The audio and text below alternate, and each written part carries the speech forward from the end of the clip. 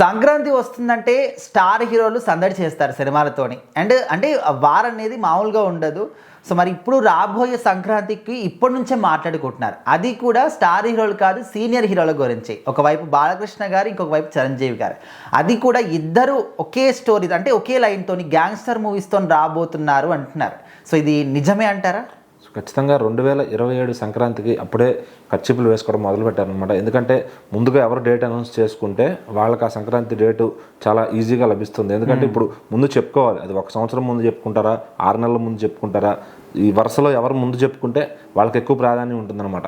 ఎందుకంటే అక్కడ producers council అయినా కూర్చొని మీటింగ్కి వెళ్ళినప్పుడు సో వీళ్ళు ముందే అనౌన్స్ చేశారు, సో వీళ్ళు ఫస్ట్ వస్తారు, వీళ్ళు ప్రయారిటీ ఇవ్వాలన్నట్టుగా అట్లా చూస్తుంటారు. న్యాయం చెప్పేటప్పుడు కూడా ఎవరిని అట్లాగే చెప్తారు. సో దాదాపు 5-6 సినిమాలు బుక్ చేసుకుంటాయి, అందులో 3-4 వస్తాయి. మరి మన లక్కీగా 5 సినిమాలు రిలీజ్ అయినాయి అనమాట, మన తెలుగు సినిమాలే. సో అన్నీ బాగా వర్కౌట్ అయినాయి అనమాట ఎవరి స్థాయి వాళ్ళకి. సో చిరంజీవి గారిది ఆల్మోస్ట్ పై చేయి వచ్చింది కలెక్షన్స్లో కానీ టాక్లో కానీ. సో శర్వానంద్ గారిది బాగా ఆడింది. సో నెక్స్ట్ నెక్స్ట్ సంక్రాంతికి కూడా ఇప్పటి నుంచి ఆల్రెడీ చిరంజీవి గారి సినిమా నిర్మాతలు, అలాగే ఇటు బాబీ గారు చిరంజీవి గారు చేసేది, అలాగే బాలకృష్ణ గారు గోపిచంద్ మల్లినేని గారు చేయబోతున్న సినిమా. సో ఈ సినిమాలు రెండు కూడా సంక్రాంతికి రాబోతున్నాయి, పోటీ పడబోతున్నాయని తెలుస్తుంది. సో సేమ్ డైరెక్టర్లు, సేమ్ హీరోలు ప్రీవియస్లీ వీరసింహారెడ్డి అలాగే వాల్తేరు వేరేతో పోటీ పడ్డారు. అప్పుడు రెండు కూడా మంచి జోరు చూపించాయి అనమాట. సో కలెక్షన్స్ పరంగా వాల్తేరు వేరే ఒక మెట్టు ఎక్కువే వచ్చింది. సో మరి ఈసారి బాలకృష్ణ గారు హిట్ స్ట్రీక్ అయితే అఖండ 2తో కొంచెం తప్పింది. సో మళ్ళీ దాన్ని సరిచేసే పనిలో అయితే ఉన్నారనమాట ఆయన. మరి గోపిచంద్ మల్లినేని గారు కూడా ఈసారి ఒక మంచి అంటే 2 క్యారెక్టర్స్ ఉన్న కథని, ఒకటేమో రాజుల పీరియడ్లో జరిగే కథని తీయబోతున్నారు.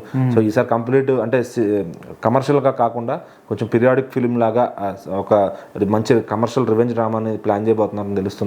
సో మరి అది ఎలా ఉండబోతుంది, బాలయ్య గారిని ఎలాంటి లుక్లో చూపిపోతున్నారు, ఆల్రెడీ ఒక ప్రీ లుక్ లాగా చూపించారనమాట ఒక పోస్టర్లో. సో అలా ఉండబోతుందా, ఒక గౌతమి పుత్ర శాతకారిని ఆ రేంజ్లో చూపించబోతున్నారా అని ఒక అంచనాలు అయితే ఉన్నాయి. మరి ఇది చిరంజీవి గారు, బాబీ గారు అయితే కంప్లీట్ మాస్ ఫిల్మ్.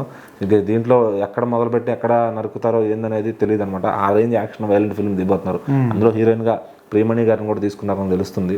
సో మరి ఈ 2 సినిమాలు అదే టైంకి వస్తే కనుక మరి ఎవరు షూటింగ్ ముందు అవుతుంది ఏంటి. మళ్ళీ అలాగే సంక్రాంతికి ఏదైతే AK-47 కూడా తీసుకురావాలనే ప్లాన్లో అయితే ఆయన ఉన్నారు వెంకటేష్ గారు. మరి అనిల్ రావుపూడి గారు కూడా వెంకటేష్ గారితో చేసే ప్లాన్లో ఉన్నారు. సో మరి ఏది ఎట్ అయ్యి ఏది ముందు వచ్చి ఏది వస్తుందో తెలియదు.